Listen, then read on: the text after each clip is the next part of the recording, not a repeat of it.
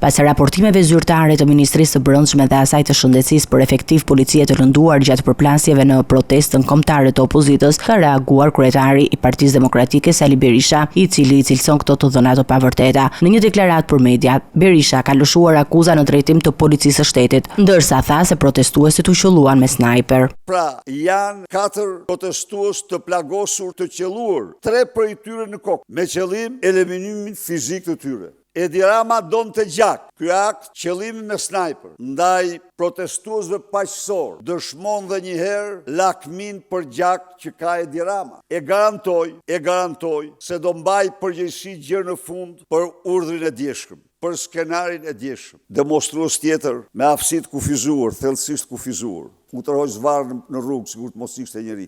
Unë zur nga karroca e tij dhe u tërhoj zvarr.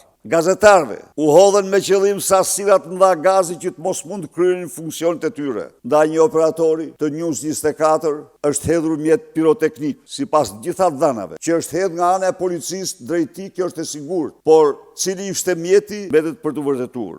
Berisha tha se asnjë punonjës policie nuk ka psuar dëmtime dhe se sipas tij situata është përdorur për të ndërtuar një narrativ të re mbi dhunën në protestë. Ai pretendon se gjithçka ka qenë një skenar i organizuar nga autoritetet. Faqe e zezë tjetër e këtij skenari ishte loja me barrela dhe policë. Siç i pat ju, u hudhnin gaz policëve vetë dhe i fusin ambulancë. Evidente, si ta sfiksuar, janë në spital e traumë, asnjë vetëm. Personeli mjekësor më njoftoi se aty kishin shkuar 5 policë, i kishin dërguar pa asnjë problem. Dhe ata kishin asnjë lloj shqetësimi, nuk ishin as regjistruar, po ishin kthyer siç kishin ardhur.